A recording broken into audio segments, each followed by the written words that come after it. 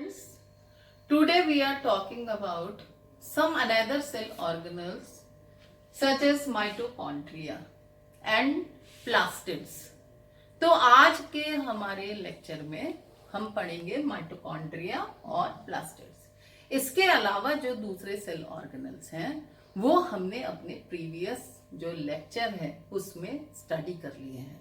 तो ये दो मेन सेल ऑर्गेनल जो कि सेल में प्रेजेंट होते हैं ये हमारे अभी रिमेन हैं. तो हम इनको आज स्टडी करेंगे, माइटोकॉन्ड्रिया और प्लास्टिड्स को. अब सबसे पहले हम ले लेते हैं माइटोकॉन्ड्रिया. माइटोकॉन्ड्रिया को सबसे पहले किसने देखा था? अल्टमान. अल्टमान ने सबसे पहले सेल के अंदर माइटोकॉन्ड्रिया को देखा था, यानी कि माइटोकॉन्ड्रिया को डिस्कवर्ड किया था. इसके अलावा जो माइटोकॉन्ड्रिया नेम है, name mitochondria was given by Benda. Benda ने इसका नाम माइटोकॉन्ड्रिया दिया था. अल्टमान ने इसको डिस्कवर्ड किया था और बेंडा ने इसका नाम दिया था माइटोकॉन्ड्रिया. अब अगर हम माइटोकॉन्ड्रिया का स्ट्रक्चर देखें तो ये एक डबल मेम्ब्रेनस ऑर्गेनल है जो कि डबल मेम्ब्रेन से सराउंडेड होता है. यूकैरियोटिक सेल्स में होता है.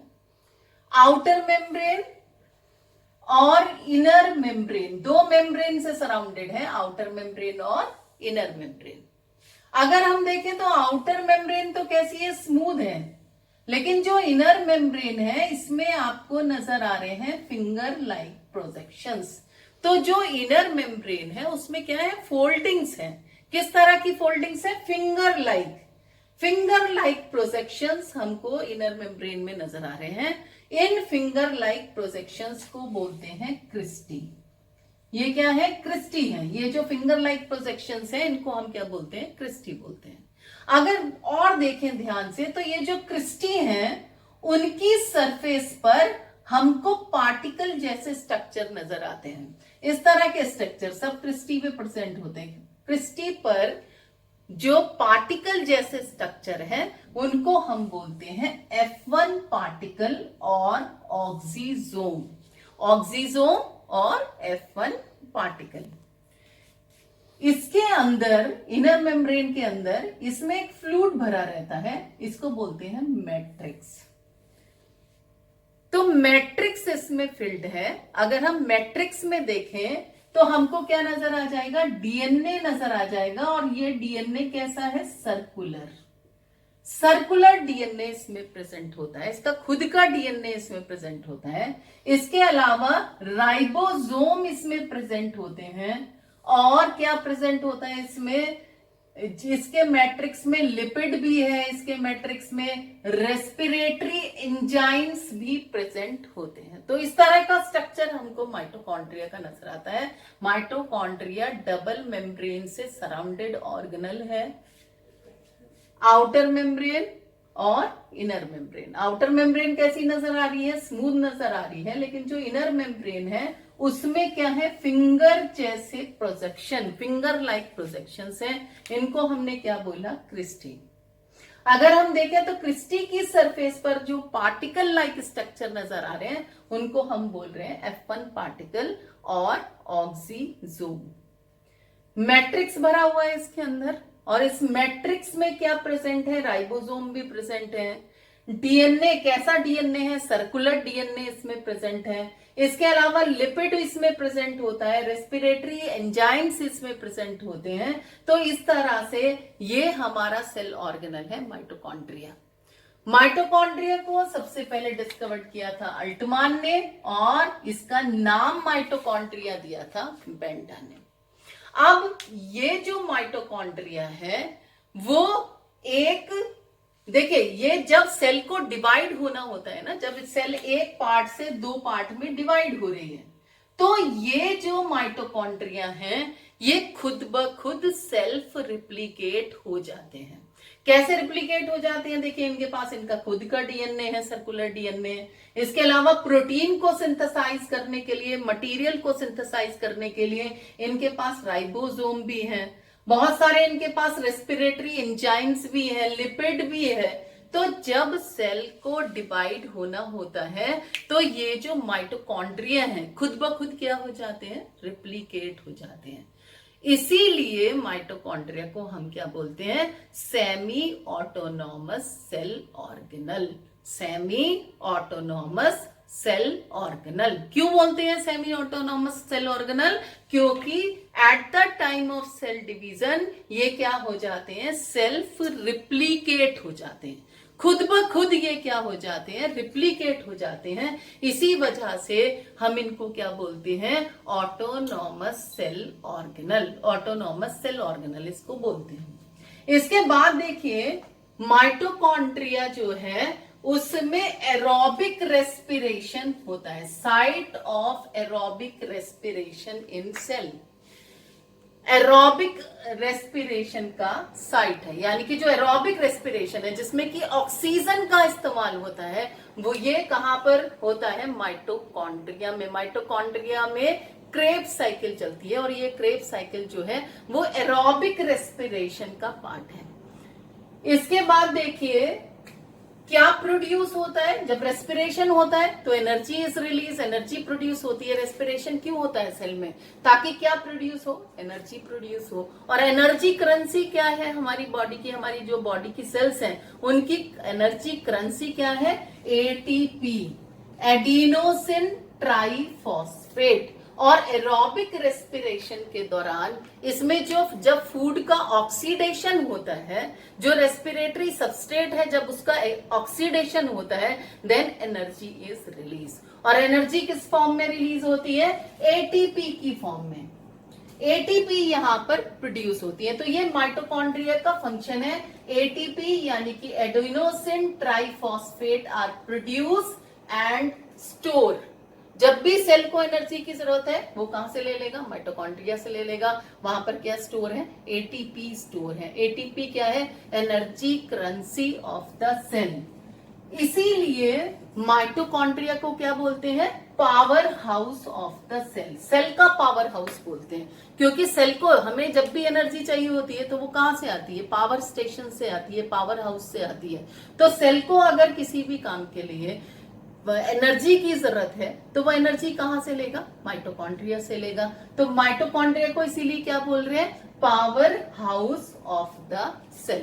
तो एक बार माइटोकॉन्ड्रिया रिवाइज कर लेते हैं। माइटोकॉन्ड्रिया को सबसे पहले किसने डिस्कवर किया था, अल्टमान ने। इसका नाम किसने दिया था, बिंडा ने। अगर हम इसका स्ट्रक्चर देखें तो ये कैसा है, डबल मेम्ब्रेन से सराउंडेड स्ट्रक्चर है, आउटर मेम्ब्रेन और इनर मेम्ब्रेन। इनर मेम्ब्रेन को अगर हम ध्यान से देखेंगे तो उसमें क्या है, फिंगर लाइक प्रोजेक्शंस हमको दिखाई दे रहे हैं। इन फिंगर लाइक प्रोजेक्शंस को हम बोलते हैं क्रिस्टी। क्रिस्टी की सरफेस पर F1 पार्टिकल्स होते हैं, यानी कि ऑक्सीजोम होते हैं। इनका क्या काम है, ये जो F1 पार्टिकल्स हैं इनका क्या काम है, इनके पास एक एंजाइम होता है एटीपी सिंथेटेज। एटीपी सिंथेटेज, और ये एटीपी सिंथेटेज एटीपी के फॉर्मेशन के लिए जरूरी होता है। ये एटीपी सिंथेटेज जो मैट्रिक्स में प्रेजेंट है एच आयन, उनकी कंसंट्रेशन को ब्रेक कर देता है और एटीपी को प्रोड्यूस करता है। आपको याद रखना है कि ये जो F1 पार्टिकल हैं, जो ऑक्सीजोम हैं, इनके पास क्या होता है, एटीपी को प्रोड्यूस करने के लिए एक एंजाइम होता है एटीपी सिंथेटेज, जिसकी हेल्प से माइटोकॉन्ड्रिया के अंदर किसका प्रोडक्शन होता है, एटीपी का प्रोडक्शन होता है। तो क्रिस्टी की सरफेस पर F1 पार्टिकल्स होते हैं, ऑक्सीजोम होते हैं। इसके लिए इनके पास क्या होता है, रेस्पिरेटरी एंजाइम्स होते हैं, जिससे कि एटीपी का प्रोडक्शन होता है। इसके अलावा देखिए माइटोकॉन्ड्रिया के पास खुद का डीएनए है, सर्कुलर डीएनए इसमें प्रेजेंट है, राइबोसोम इसमें प्रेजेंट है, लिपिड इसमें प्रेजेंट है, रेस्पिरेटरी एंजाइम्स इसमें प्रेजेंट है। तो जब सेल को डिवाइड होना है तो होगा क्या, ये जो माइटोकॉन्ड्रिया है वो खुद ब खुद क्या हो जाते हैं, रिप्लिकेट हो जाते हैं। इसीलिए माइटोकॉन्ड्रिया को क्या बोलते हैं, सेमी ऑटोनॉमस ऑर्गेनल बोलते हैं।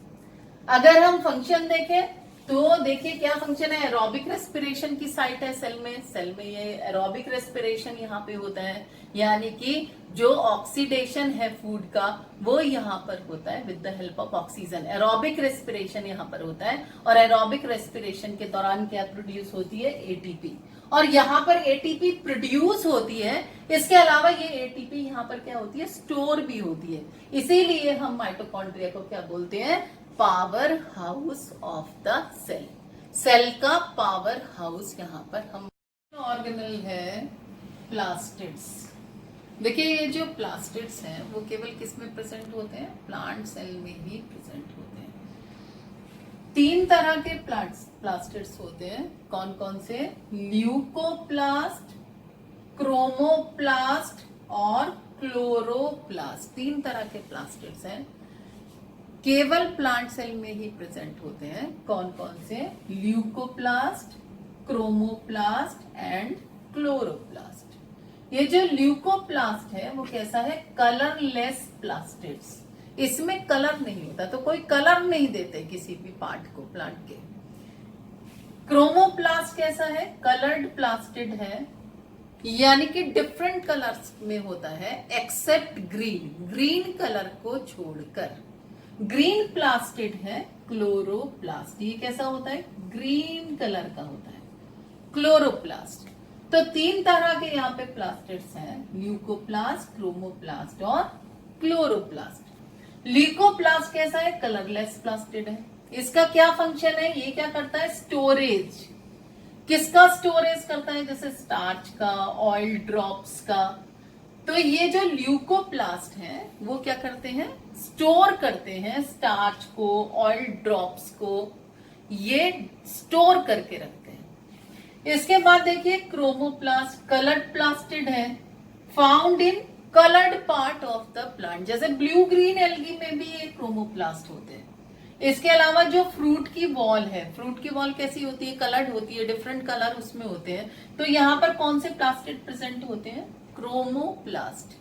इसके अलावा जो पेटल्स का कलर है, जो फ्लावर के पेटल्स होते हैं वो भी डिफरेंट कलर के हमको मिलते हैं। तो जो फ्लावर के पेटल्स का कलर है वो भी किसके कारण होता है, क्रोमोप्लास्ट के कारण होता है। इसके बाद देख लेते हैं क्लोरोप्लास्ट। ये इंपॉर्टेंट प्लास्टिड है क्योंकि इसमें क्या होती है, प्लांट की फोटोसिंथेसिस रिएक्शन, फोटोसिंथेसिस रिएक्शन यहाँ पर क्या होती है, क्लोरोप्लास्ट के अंदर होती है। तो हम देख लेते हैं क्लोरोप्लास्ट का स्ट्रक्चर। क्लोरोप्लास्ट कैसा है, डबल मेम्ब्रेनस स्ट्रक्चर है, डबल मेम्ब्रेन से सराउंडेड होता है, आउटर मेम्ब्रेन और इनर मेम्ब्रेन। अगर हम देखें तो ये भी कैसा है, डबल मेम्ब्रेनस स्ट्रक्चर है। कौन कौन से, देखिए इसमें मेम्ब्रेन है, आउटर मेम्ब्रेन और इनर मेम्ब्रेन। अंदर वाली मेम्ब्रेन को हम क्या बोलते हैं, इनर मेम्ब्रेन। अगर हम इसके अंदर देखें तो इसमें भी क्या भरा रहता है, फ्लूइड भरा हुआ रहता है, और इसके फ्लूइड को हम क्या बोलते हैं, इसका जो मैट्रिक्स है उसको हम क्या बोलते हैं, स्ट्रोमा। तो इनर मेम्ब्रेन के अंदर जो क्लोरोप्लास्ट है उसमें क्या भरा रहता है, स्ट्रोमा फील्ड रहता है, स्ट्रोमा भरा हुआ रहता है। अगर हम देखें तो स्ट्रोमा में हमको नजर आते हैं ऐसे कॉइन जैसे स्ट्रक्चर। अगर आप देखें तो कॉइन जैसे स्ट्रक्चर नजर आते हैं, और ये कॉइन क्या है, एक के ऊपर अरेंज है, एक के ऊपर एक बंडल की तरह अरेंज है। इसे हम क्या बोल सकते हैं, स्टैक ऑफ कॉइन बोल सकते हैं। अगर हम देखें यहाँ पर तो ये सिक्कों के ढेर की तरह एक के ऊपर एक अरेंज है। इनको हम क्या बोलते हैं, अगर हम एक की बात करें, एक कॉइन की बात करें तो इसको हम बोलते हैं थाइलाकॉइड, एक की बात करें। और अगर हम इसको पूरे ढेर की बात करें, पूरे स्टैक की बात करें तो हम इसको बोलते हैं ग्रेना, ग्रेनम बोलते हैं। एक ढेर को हम क्या बोलेंगे, ग्रेनम। और बहुत सारे ग्रेनम को क्या बोले, ग्रेना। तो इस तरह से हम इसकी टर्मिनोलॉजी करते हैं। यहाँ पर देखिए एक कॉइन को हमने क्या बोला, थाइलाकॉइड। थाइलाकॉइड का जो एक स्टैक है उसको हमने क्या बोला, ग्रेनम। और बहुत सारे ग्रेनम है, इसको हम क्या बोल रहे हैं, ग्रेना बोल रहे हैं। और ये जो ग्रेनम है वो अगर आप देखें तो ये आपस में जॉइंट है। किससे जॉइंट है? लैमिली से।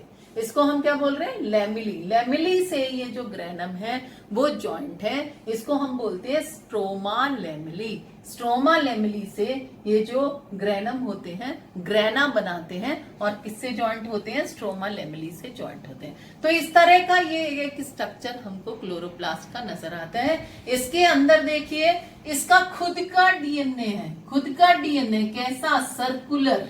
इसमें भी क्या, जैसे हमने माइटोकॉन्ड्रिया पढ़ा था तो माइटोकॉन्ड्रिया में हमने क्या देखा? माइटोकॉन्ड्रिया में क्या प्रेजेंट है? सर्कुलर डीएनए प्रेजेंट है।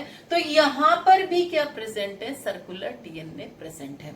इसी की हेल्प से, इसके अलावा इसमें भी क्या होते हैं? राइबोसोम प्रेजेंट होते हैं। और इसके अलावा प्रोटीनियस राइबोसोम होगा तो वो क्या फॉर्म करेगा? प्रोटीन बनाएगा। तो ये क्या करते हैं? जब भी सेल डिवाइड होने लगती है तो क्लोरोप्लास्ट भी माइटोकॉन्ड्रिया की तरह सेल्फ रिप्लिकेट हो जाते हैं, खुद ब खुद रिप्लिकेट हो जाते हैं। इसीलिए हम क्लोरोप्लास्ट को भी क्या बोलते हैं? सेमी ऑटोनॉमस ऑर्गेनल बोलते हैं। तो इतनी बात क्लियर हो गई। यहाँ पर देखिए हमने क्या पढ़ा? 3 तरह के प्लास्टिड्स हैं। कौन कौन से? ल्यूकोप्लास्ट कलरलेस प्लास्टिड है। फॉर्म किनका फंक्शन क्या है? Formation and storage of starch and oil drops. इसके अलावा क्रोमोप्लास्ट। क्रोमोप्लास्ट कैसा है? कलर्ड प्लास्टिड है। Found in blue green algae, fruit wall and patterns यहाँ पर प्रेजेंट होते हैं। इसके बाद देखिए क्लोरोप्लास्ट कैसे है? ग्रीन कलर के प्लास्टिड है। इसमें फोटोसिंथेसिस की रिएक्शन होती है। इसमें फोटोसिंथेटिक पिगमेंट्स प्रेजेंट होते हैं। स्ट्रक्चर हमने देखा आउटर मेम्ब्रेन, इनर मेम्ब्रेन, यानी कि डबल मेम्ब्रेन से बाउंड सेल ऑर्गेनल है। इसके अंदर एक फ्लूइड भरा हुआ है जिसको हम क्या बोल रहे हैं? स्ट्रोमा। स्ट्रोमा बोल रहे हैं। और स्ट्रोमा में क्या क्या प्रेजेंट है? देखिए ये स्टैक ऑफ कॉइन जैसे स्ट्रक्चर हैं जो आपस में लैमिली से जुड़े रहते हैं, जिसे बोलते हैं स्ट्रोमा लैमिली। एक को बोलते हैं हम थाइलाकॉइड, इसके ढेर को बोल देते हैं ग्रेनम। और ग्रेनम आपस में किससे जुड़े हैं? स्ट्रोमा लैमिली से जुड़े हुए होते हैं और जुड़कर क्या बनाते हैं? ग्रेना बनाते हैं। क्लोरोप्लास्ट के पास अपना डीएनए होता है, अपना सर्कुलर डीएनए होता है। राइबोसोम इसमें प्रेजेंट होते हैं जो कि क्या फॉर्म करते रहते हैं? प्रोटीन को फॉर्म करते रहते हैं। तो जब सेल डिवाइड होने वाली है तो ये क्या हो जाते हैं? सेल्फ रिप्लिकेट हो जाते हैं, डबल हो जाते हैं और दोनों सेल्स में डिस्ट्रीब्यूट हो जाते हैं। इसीलिए माइटोकॉन्ड्रिया और क्लोरोप्लास्ट को हम क्या बोलते हैं? सेमी ऑटोनॉमस ऑर्गेनल बोलते हैं। इसके अलावा जो क्लोरोप्लास्ट है उसका मेन फंक्शन क्या है? फोटोसिंथेसिस। और फोटोसिंथेसिस के लिए क्या जरूरी होते हैं? फोटोसिंथेटिक पिगमेंट्स जैसे कि क्लोरोफिल। तो हमने यहाँ पे तो देखा ही नहीं क्लोरोफिल कहां पर है।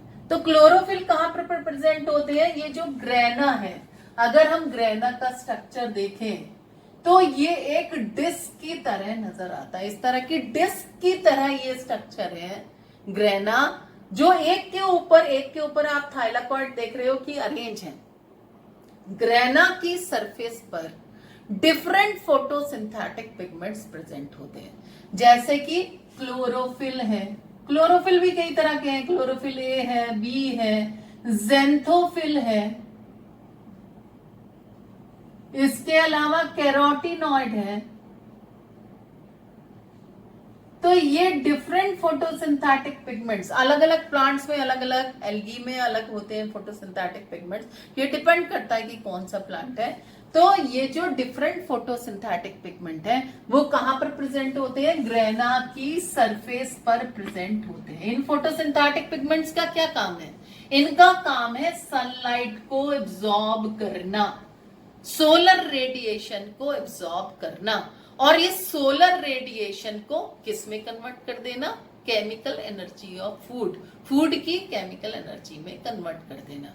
तो ये जो फोटोसिंथेटिक पिगमेंट ग्रेना की सरफेस पे प्रेजेंट होते हैं, ये क्या करते हैं? सोलर रेडिएशन को एब्जॉर्ब करते हैं और उस सोलर रेडिएशन की हेल्प से ये क्या करते हैं? CO2 का रिडक्शन करते हैं और CO2 के रिडक्शन के बाद ग्लूकोज का मॉलिक्यूल बनाते हैं C6H12O6। ग्लूकोज यहाँ पे मैन्युफैक्चर होता है, यानी कि फूड यहाँ पर बनता है।